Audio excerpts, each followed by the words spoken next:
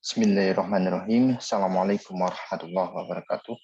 Alhamdulillahirabbil alamin. Allahumma shalli wa sallim ala sayyidina Muhammad wa ala ali sayyidina Muhammad. Mahasiswa semua yang dirahmati oleh Allah Subhanahu wa taala. Alhamdulillah, hari ini kita masuk ke dalam minggu ke-7, pertemuan yang ke-7 untuk mata kuliah algoritma dan pemrograman. Di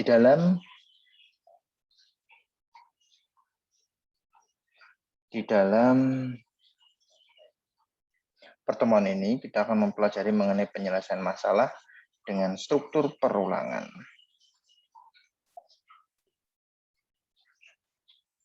Apa saja yang akan kita kupas? Seperti biasa ya, kita masih menggunakan bukunya Bapak Abdul Qadir, Logika Pemrograman Python. Di dalam bab 6, pertemuan yang ke-7 ini, materi yang akan kita bahas mengenai peranan perulangan. Pernyataan while, for, break, dan continue. Lalu kita mencoba untuk mengupas penyelesaian masalah dengan perulangan. Ada kurang lebih 41 slide yang nantinya berasal dari buku tersebut, mahasiswa semuanya. Kita masuk ke dalam peranan perulangan ya. Di dalam peranan perulangan ada 3 struktur kontrol yang diperkenalkan. Ada struktur sekuensial, seleksi, dan perulangan. 2 struktur pertama kita sudah pelajari ya di pertemuan yang sebelumnya. Terkait dengan perulangan, istilah-istilah yang perlu dibahas yaitu kalang, loop, loop atau perulangan, kalang. Di sini nama lainnya, kalang berhingga, kalang tidak berhingga. Istilah kalang berarti perulangan atau suatu struktur yang memungkinkan suatu blok pernyataan diulang beberapa kali. Bloknya ini ya, tubuh kalang ini. Nah, setiap kali blok pernyataan itu dieksekusi, dihitung sebagai satu iterasi. Analogi dengan hal ini, satu putaran pada kincir ria, ya, roda yang ada di dalam ini ya, gambar 6.1, menyatakan satu iterasi, satu putaran. Blok pernyataan yang diulang dalam suatu perulangan dinamakan tubuh. Gambar 6.2 ini ya, tubuh kalang. Perulangan ditentukan oleh ekspresi boolean.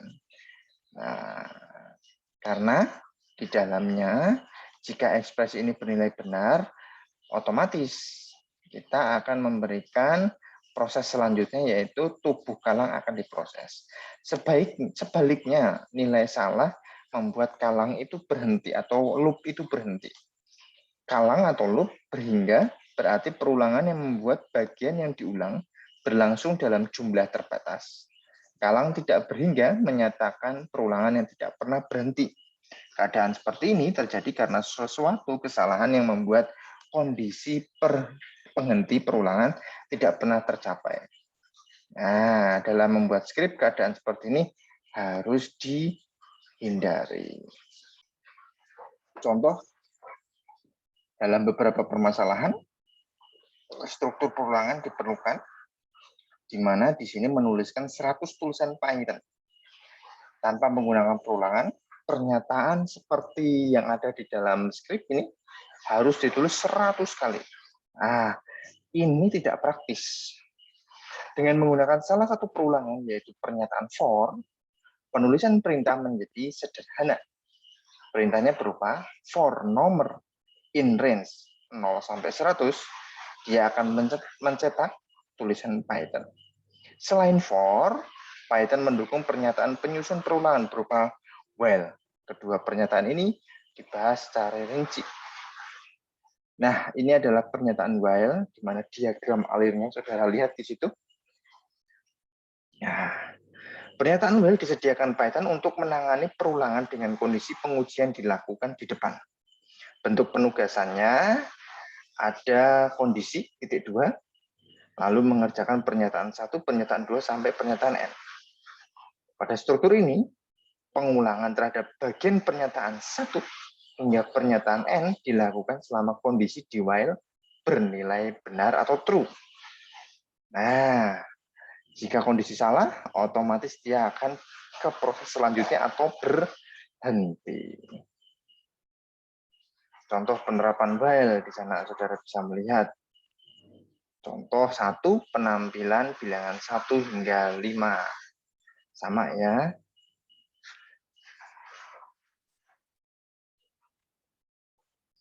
Contoh hasil pengujiannya 1, 2, 3, 4, 5.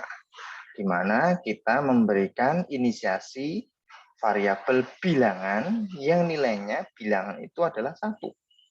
Nah, ketika bilangan kurang dari atau sama dengan 5, dia akan mencetak bilangan 1 tersebut, lalu bilangan 1 ditambahkan dengan penambahan 1 lagi, untuk nantinya mengulang kondisi sehingga nantinya sampai dia maksimal bernilai 5.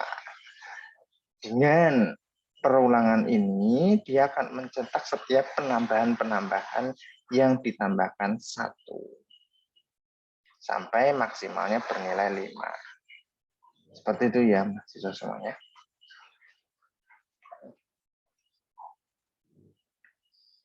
Nah, ini yang tadi sudah saya jelaskan ya. Ini bisa nanti saudara baca slide-nya. Insya Allah dari pertemuan 1 sampai 7, slide-nya akan saya sediakan di setiap pertemuan. Ya. Di pertemuan minggu depan adalah pertemuannya ujian tengah semester, di mana nantinya ujian tengah semester itu materinya berasal dari pertemuan 1 sampai 7. Nah, ini penjelasannya ya. Yang tadi saya singkat, ini penjelasan panjangnya. Silakan nanti dibaca slide yang sudah saya berikan. Nah, contoh kedua skripnya. Tadi itu penampilan bilangan 1 hingga 5. Sekarang penampilan bilangan 5 hingga 1. Nah, itu. Lebih besar sama dengan 1. Nah, ini dikurangi prosesnya. Jadi inisiasi pertama bilangan itu bernilai 5. Lalu masuk ke sini kondisinya apakah memenuhi syarat? Nah, jika memenuhi syarat, ini akan mencetak bilangan tersebut mulai dari 5. Lalu 5 itu dikurangi 1. Sehingga nanti maksimalnya dia akan mencetak jika nilainya sama dengan 1. Kalau dia kurang dari 1, mohon maaf, kalau dia 5 lebih besar ya, kalau dia nanti sama dengan 1 terus kurang dari 1, otomatis nilainya false, dia tidak mencetak apapun. Nah, karena tubuh perulangannya hanya dia memberikan perintah mencetak variabel bilangan, di mana kondisinya bilangan lebih besar atau sama dengan 1. Jangan lupa ini ada titik 2 ya, setelah nilai kondisi tersebut. Nah, selanjutnya deret bilangan dengan selang kenaikan 2. Nah, dengan selang kenaikan 2. Di sini contohnya penggunaan do while untuk menampilkan n bilangan ganjil dengan n dimasukkan dari papan ketik atau keyboard. Penyajian deret n bilangan ganjil. Nah, di sini menggunakan while. Kita akan mencetak deret n bilangan ganjil, lalu kita akan memberikan inisiasi variabel n kecil, di mana n kecil merupakan inputan yang nantinya akan kita dapatkan pada saat kita mengetikkan di keyboard. Berapakah n yang akan kita inputkan? Nah, di sini saat kita menginputkan lalu mengerjakan baris selanjutnya, di mana di dalam baris selanjutnya inisiasinya adalah memberikan deklarasi variabel hitungan yang nilainya 1. Nah, saudara bisa melihat di sini. Hitungan memiliki nilai 1. Ketika hitungan kurang dari atau sama dengan n, nilai n yang kita inputkan tadi, nantinya dia akan mencetak 2 kali hitungan dikurangi, yang dimana nanti rumusnya adalah 2 kali hitungan, 2 dikali 1 dikurangi 1. Nah, lalu n sama dengan berapa? Perintahnya adalah menampilkan formula 2 kali hitungan dikurangi 1 koma N, di mana N itu sama dengan berapa. Hitungannya di sini akan ditambah satu lagi untuk bisa mengerjakan kondisi perulangannya. Sampai nanti memenuhi berapakah nilai N di sini. Nah, kalau ini pindah baris ya. Ini adalah perintah untuk pindah baris. Pada skrip ini perhatikan pernyataan berikut. Nah, pernyataan di atas digunakan untuk menampilkan hasil ekspresi dua kali. Nah, saudara bisa melihat di situ ya.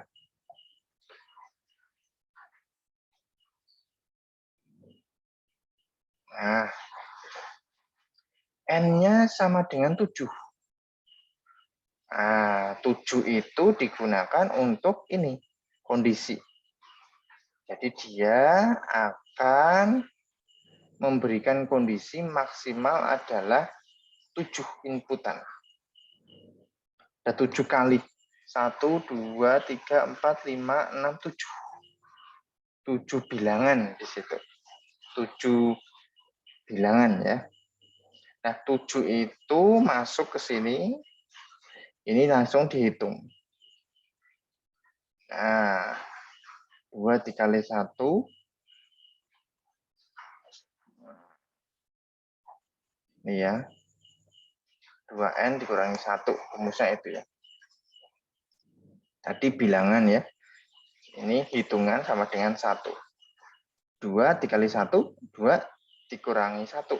1 hasilnya. Lalu dia akan melakukan perulangan. Ditambahkan 1 lagi. Tambahkan 1 lagi. Gimana nanti akan menjadi variabel hitungannya menjadi 2. 2 dikali 2, 4. 4 dikurangi 1, 3. Nah, hasilnya 3.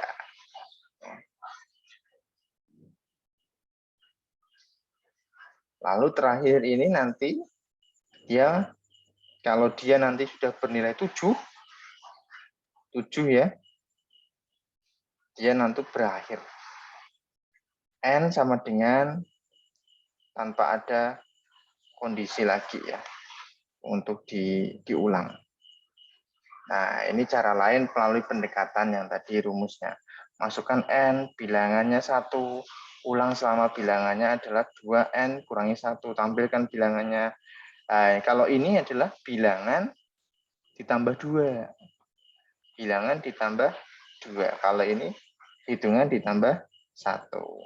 Nah, seperti itu ya, mahasiswa semuanya. Nah, ini contohnya ini, skrip yang menggunakan pendekatan. Nah, ini.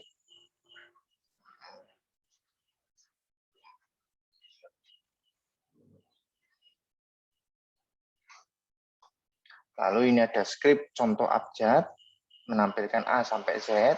Nah, tadi ya. CHR ini adalah karakter. Nah, karakter. Nah, saya bisa melihat di situ. Pada skrip argumen N yang diisi dengan karakter spasi, digunakan agar setelah print menampilkan argumen pertama.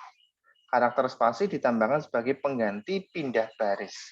Ini ya, setiap kali ada N sama dengan ini spasi ya, tanda petik tunggal, terus spasi. Nah, ini maksudnya adalah apa tadi? Di sini menampilkan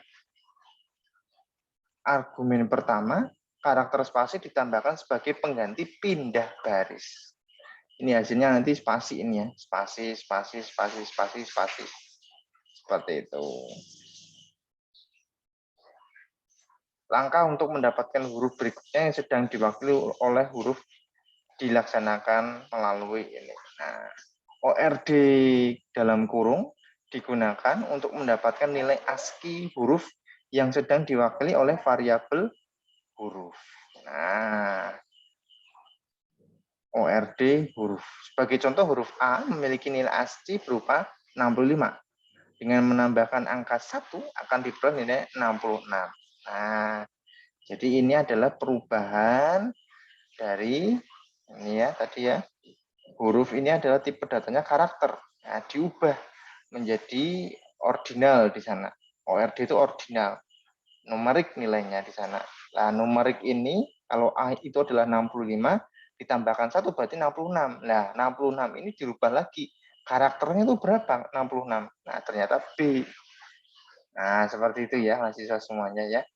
Jadi ini ada proses transformasi, perubahan huruf yang tadinya bertipe karakter, tipe datanya karakter, diubah menjadi tipe data ordinal, ya, di mana di sini nantinya akan merubah tipe data karakter ini menjadi nilai numerik 65 ya. Ordinal itu tadi bilangan aslinya huruf A itu 65, ditambahkan 1. Nah, 65 tambah 1, 66. Nah, 66 ini berapa sih nilai karakternya? Ternyata itu adalah huruf B, seperti itu. Nah, ini A sampai Z. Penjelasannya silakan nanti dibaca. Ada contoh kelima penggunaan nilai sentinel, di mana sentinel adalah satu nilai yang biasa digunakan sebagai isyarat untuk mengakhiri perulangan. Contoh penggunaan nilai seperti ini dapat dilihat pada gambar 6.5. Pada diagram alir ini, minus 1 bertindak sebagai nilai sentinel yang akan menghentikan perulangan. Kita lihat diagram alirnya ini. Diagram alirnya ini dimulai dari sini ya. Mulai cacah sama dengan 0, memberikan inisiasi deklarasi variabel cacah itu sama dengan 0, total itu sama dengan 0, masukkan datanya, mulai data lebih besar kurang sama dikurangi 1. Nah, ini kalau benar ini akan ditambah 1, 0, 0 tambah 1, 1. Bilangannya nanti ditambah, nah, masukkan bilangan. Nah, masukkan bilangan. Jika salah, dia akan rata, total dibagi cacah, tampilkan rata selesai. Kita lihat penggunaan sentinel untuk mengakhiri pemasukan data. Kita memberikan deklarasi atau inisiasi variabel cacah dan total bernilai 0. Dari deklarasi cacah dan total sebagai bentuk variabel yang nilainya adalah 0, kita memberikan deklarasi lagi yaitu variabel data, di mana di dalam variabel data kita memasukkan data yang akan kita inputkan di keyboard. Masukkan data. Ini minus 1 itu adalah selesai. Nah, tadi dikatakan nilai sentinel ini minus 1 bertindak sebagai nilai sentinel yang akan menghentikan perulangan. Nah, ketika data, while data tidak sama dengan minus 1, cacah akan ditambahkan 1, total akan ditambahkan dengan data. Data yang kita masukkan tadi. Nah, kita lihat di sini, ada dokumentasi. Ini maksudnya adalah naikkan sebesar 1, tambahkan data ke total. Nah, data itu nilainya berasal dari input yang kita masukkan. Lalu, di sana hitung rata-rata, ratanya sama dengan total dibagi cacah. Lalu kita masukkan perintah print, di mana nanti untuk menampilkan rata-ratanya berasal dari formula rata, di mana formulanya adalah total dibagi dengan cacah. Jika kita masukkan nilai 60 di sini, saudara bisa melihat, jika kita masukkan nilai 60, nah ternyata di dalam inputan ini masukkan data, nanti kalau kepingin mengakhiri perulangan, kita ketikkan minus 1. Nah, di inputan pertama kita, 60, nah, 60 di sini, ini adalah data pertama. Data 60, data pertama, 70, data kedua, 65, data ketiga. Nah, ini akan dihitung. Total data itu berapa? Saudara bisa melihat 60 tambah 70 adalah 130, 130 ditambah 65. 195. Betul ya? 60 ditambah 70 ditambah 65. 195. Nah, 195 dibagi cacah. dibagi cacah. Nah, dibagi cacahnya itu ada 3. Datanya itu ada banyak 3. Nah, 195 dibagi 3, hasilnya adalah rata-ratanya 65. Itu ya mahasiswa semuanya ya. Nah, ini yang -1 tidak, Pak. Karena -1 ini untuk fungsinya adalah sebagai nilai sentinel, di mana dia akan mengakhiri perulangan. Itu ya mahasiswa semuanya ya, untuk penjelasan script dari sentinel.py. Tadi kita belajar mengenai penerapan while ya. Lalu kita mencoba tadi ya membuat script contoh-contohnya. Lalu kita masuk ke perulangan yang tidak pernah berhenti. Perulangan yang tidak pernah berhenti. Di sini dijelaskan problem yang terjadi pada pernyataan while adalah perulangan yang tidak pernah berhenti. Infinite loop. Hal ini disebabkan kondisi yang digunakan untuk menghentikan perulangan selalu bernilai benar. Untuk mencegah kejadian seperti ini, harus dipastikan bahwa di dalam tubuh perulangan terdapat perintah yang membuat kondisi pada perulangan bernilai false pada suatu saat. Contohnya di sini adalah script yang membuat perulangan yang tidak pernah berhenti. Di situ ada nama filenya terus berulang.py. Di dalam terus berulang.py di sini kita akan memberikan contoh perulangan yang tidak pernah berhenti. Deklarasi yang pertama adalah membuat variabel dengan nama bilangan yang nilainya adalah 5. Nah, saudara bisa melihat di situ while bilangan lebih besar atau sama dengan 1. Nah, di sini dikatakan untuk mencegah yang perulangan selalu bernilai benar, kita pastikan bahwa di dalam tubuh perulangan terdapat perintah yang membuat kondisi pada perulangan bernilai false. Nah, jika nanti 5 ini, saudara melihat di situ, itu di dalam skripnya itu batang tubuhnya itu dia mencetak bilangan. Di mana bilangan yang dicetak pertama adalah bilangan 5. Saudara lihat. Nah, setelah 5 itu dicetak, terdapat pernyataan lagi di mana 5 ini akan ditambahkan 1. Ini tidak akan pernah berhenti mahasiswa semuanya. Sehingga, itu bisa saudara lihat itu. Pernyataannya harus ditulis seperti yang ada di contoh ini. Bukan bilangan ditambah 1, tapi bilangan dikurangi 1. Kenapa? Karena kalau bilangan ditambah 1, otomatis dia akan terus mencetak 5, 6, 7, 8, 9, 10. Lah ini kondisi di mana lebih besar sama dengan 1. Nah, itu semuanya ya. Mahasiswa semuanya. Sehingga formula tubuh pernyataan bilangan sama dengan bilangan plus 1 ini harus diubah menjadi bilangan sama dengan bilangan dikurangi 1. Nah, atau menekan Ctrl C. Sehingga nanti di sini dikatakan interrupt. Keyboard yang kita inputkan, kita interrupt. Nah, ini adalah pernyataan else pada while.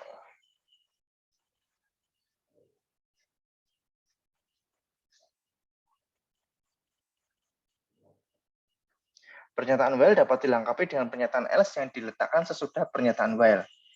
Dalam hal ini, pernyataan else dijalankan ketika kondisi while bernilai false. Nah, ini ya.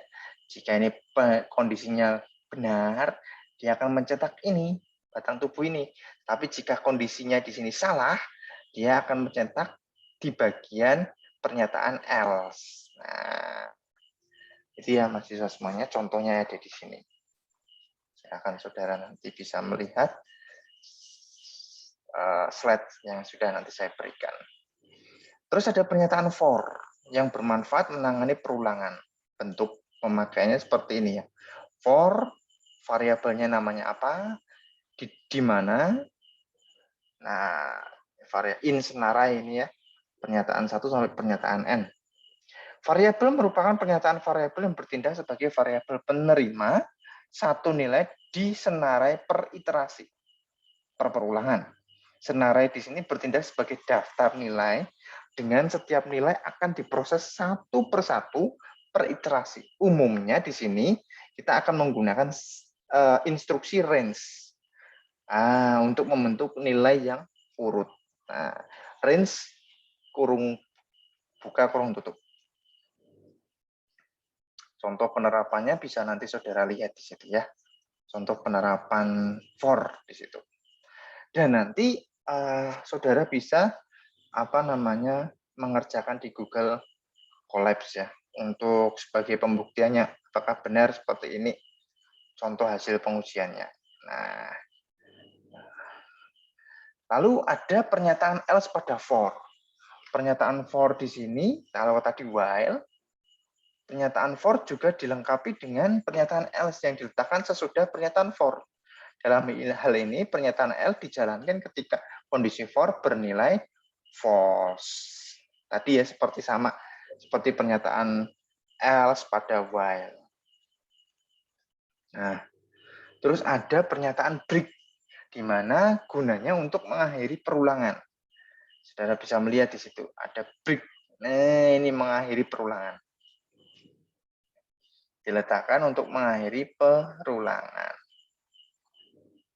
Jika bilangannya sama dengan 5. Selesai. Jika bilangan sudah sama dengan 5, selesai. Makanya kalau break diletakkan di sini ya, kalau sama dengan 5, selesai dia. Nah,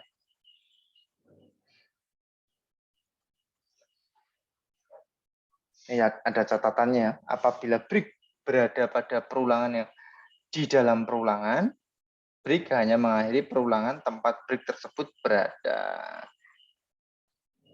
Ada pernyataan continue yang digunakan untuk membuat kondisi perulangan dievaluasi kembali dan mengabaikan perintah-perintah yang terletak sesudahnya. Efek perintah for dan while adalah seperti berikut, di mana pernyataan for ini membuat ekspresi ketiga akan dijalankan, kemudian ekspresi kedua diuji lagi. Sedangkan pada while, pengujian terhadap kondisi dilakukan kembali pada kondisi while tersebut.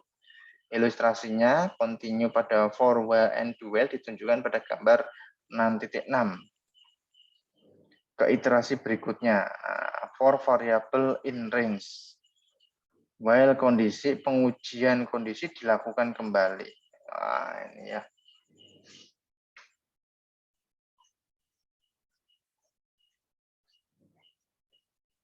Nah, ini bisa saudara lihat skrip bentuk untuk menunjukkan efek continue pada for. Ini saudara bisa melihat dia akan melanjutkan. Kalau tadi break-nya di sini memutuskan. Kalau di sini melanjutkan ya. Continue dijalankan nih continue. Walaupun di sini if bilangannya sama dengan 5. Nah, range-nya kan 1 sampai 9. Dia tetap mencetak 1 sampai 8. Kalau break diletakkan di sini, otomatis dia menghentikan.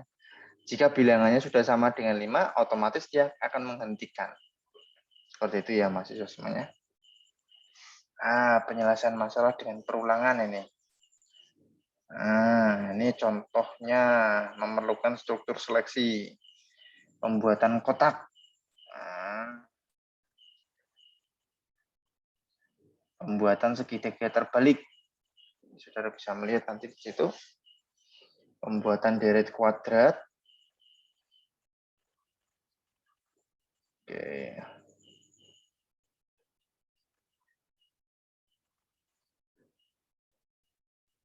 Nah, ini adalah solusinya ya.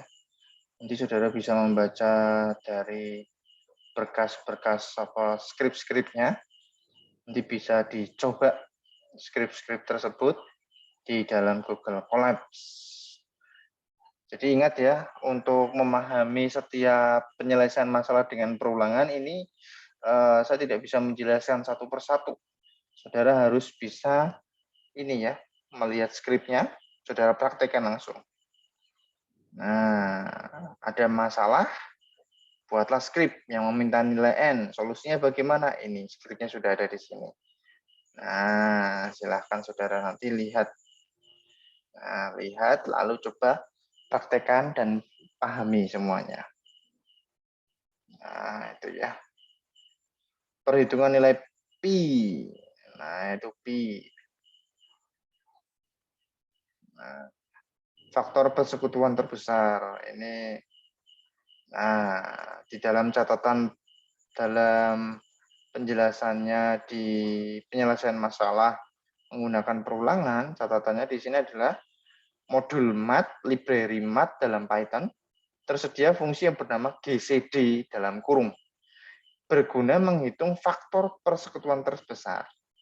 Nah, faktor persekutuan terbesar dari nilai 60 dan 24. Nah, itu bisa saudara lihat hasilnya. Nah, library GCD itu berasal dari mana? Ini perulangan-perulangan seperti ini ya, mahasiswa semuanya ya. Jadi yang sudah disediakan di dalam Python itu kita sudah mendapatkan yang sudah matang gitu ya. Import math, di dalam library math terdapat operasi atau fungsi GCD untuk mengetahui FPB-nya, faktor persekutuan terbesar. Nah, ini yang hubungannya dengan kalkulus ya. Ada KPK, FPB, nah itu ya. Nah, ini sudah disediakan di dalam library Python. Nah, hanya saja kalau kita lihat core-nya, library-nya, nah bentuknya ya seperti ini, skripnya sama seperti ini. Bagaimana menghitung faktor, bagaimana menghitung pi, nah ini ya, sama library-nya di situ. Tabel perkalian, nah, tabel kali di situ ya, dari 1 sampai 12. Lalu ada bilangan prima. Catatannya di sini untuk library math faktorial kurung buka kurung tutup berguna untuk menghitung faktorial suatu bilangan. Math faktorial 4 itu berapa? 24 ya. 4 kali 3 kali 2 kali 1. Kan ada seperti itu ya. Rumusnya kan seperti itu faktorial. Hasilnya adalah 24. Untuk menyederhanakan skrip ini, library math itu ada yang namanya fungsi faktorial. Isinya apa? Ya ini, skrip ini. Nah, kita tinggal pakai saja. Bagaimana mendapatkannya, bagaimana melihat nih rumus faktorial, ya isinya sama seperti ini. Skripnya adalah faktorial.py. Nah, library math, kita sudah langsung tinggal pakai saja mahasiswa semuanya. Ada jumlah digit, akar kuadrat, bagaimana melihat deret Fibonacci. Nah, kita lihat ini. Deret Fibonacci itu apa sih? Deret bilangan yang didefinisikan seperti FA rumusnya, Fn sama dengan Fn kurangi 1 ditambah Fn, di mana nanti semua penjumlahan tersebut dikurang 2. Contoh deret Fibonacci untuk N 10. Nah, itu sudah lihat tuh. 10. 1, 1, 2, 3, 5, 8, 13, 21, 34, 55. Dalam hal ini F1 sama dengan 1, F2 sama dengan 1. Nah, 1 tambah 1, 2. F1-nya 2. 0, lalu tambah lagi ya. Nih, Fn1, 1, Fn2, 1. Nah, ini adalah pseudocode untuk membuat deret Fibonacci ini. Fn1 itu bernilai 1, Fn2 bernilai 1. Tampilkan 1, tampilkan 1. Tampilkan Fn sama dengan Fn1 tambah Fn2. Nah, indeksnya 3 di sini. Ulang selama indeks kurang dari N. N-nya kan 10 ya. Indeksnya ketiga. Nah, tampilkan Fn sama dengan Fn2, Fn2 sama dengan Fn. Fn di sini rumusnya Fn1 tambah Fn2. Indeksnya berapa di situ? Indeks plus 1. Tuh lihat saudara. Nah,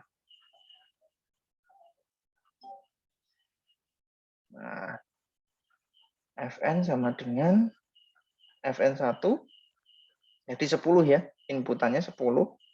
Fn1 sama dengan 1, Fn2 sama dengan 1. Nah, dia akan mencetak 1. Oh, lihat tuh. Cetak 1. Lalu akhiri N spasi. Cetak 1 lagi, akhiri 1. Nah, Fn sama dengan 1 tambah 1, 2. Nah, 2 ini.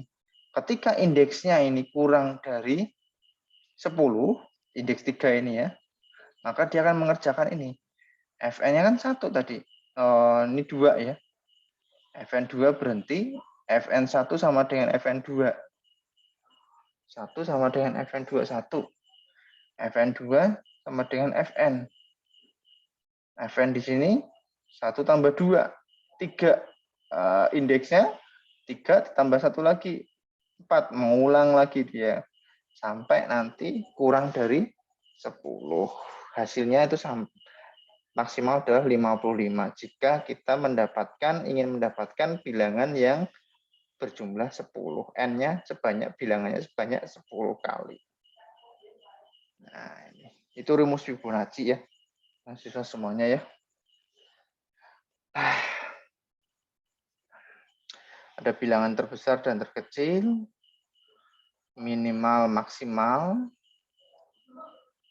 Nah, ini adalah yang terakhir, slide-nya adalah evaluasi diri.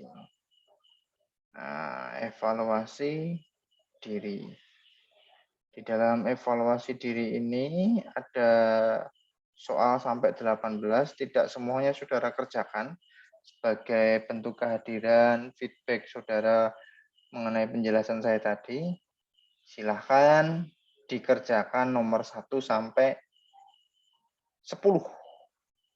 Nomor 1 sampai 10 dikerjakan. Buat new discussion, seperti biasa judulnya adalah nama dan NIM, pesannya adalah jawaban nomor 1 sampai 10. Langsung ditulis di sana, tidak usah membuat Google dokumen ya. Langsung diketikkan di sana. Soalnya dari nomor 1 sampai 10. Itu ya mahasiswa semuanya. Untuk feedback kehadiran saudara, keaktifan saudara di pertemuan yang ke-7, silakan membuat new discussion dengan soal di dalam slide evaluasi diri tadi, nomor 1 sampai 10. New discussion judulnya adalah nama dan NIM, pesannya adalah jawaban dari pertanyaan 1 sampai 10. Terima kasih, saya akhiri. Alhamdulillahirrahmanirrahim. Mohon maaf sebelumnya. Assalamualaikum warahmatullahi wabarakatuh.